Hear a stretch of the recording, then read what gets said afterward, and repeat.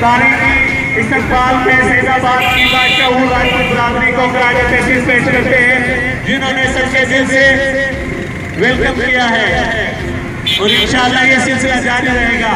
Welcome welcome कुंवर कुतुबुद्दीन साहब, welcome. Rajput federation Pakistan के बानी chairman कुंवर कुतुबुद्दीन खान जी new Saidabad आमद संदुस आमद के मौके ते न्यू सैदाबाद भर पासे जे समय राजपूत बिरादरी के साथ ताल्लुक रखंदड़ समय मानन संदुस शानदार इस्तकबाल किया और खेस अजरबुन जा तोहफा पेश किया।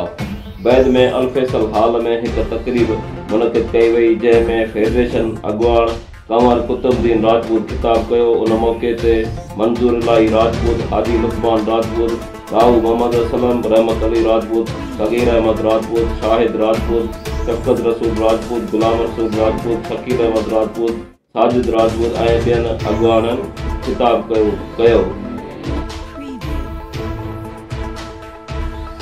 मुल्क के अज़ीम रूहानी बुजुर्ग शख्सियत पाकिस्तान पीपल्स पार्टी के अगूणे सीनियर वाइस चेयरमैन हज़रत मखदूम सरवर नूह कौसल हक़ जी 17 गादी नशीन हज़रत क़िबला मखदूम महमद जमा तालबुल मौला जी 26वीं वरसी हाला शरीफ दरगाह मखदूम सरवर नूह ते निहायत अक़ीदत एहतराम सादगी से मल्हाई पई वञे।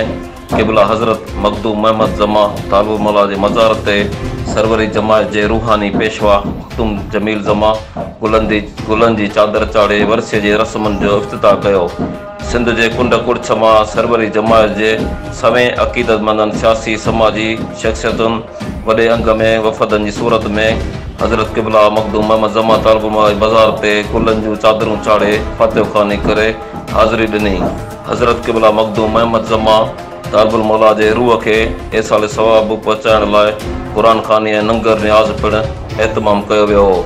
उन मौके ते सरवरी जमायत के रूहानी पेशवा मखदूम जमील जमा पाकिस्तान व बखलूज़ सिंध सूबे खुशहाली लाइ ख़ुशूसी दुआऊं पिण घुरियूं। सरवरी जमायत के मुरीदन अक़ीदतमंदन के दीदार पिण करायो।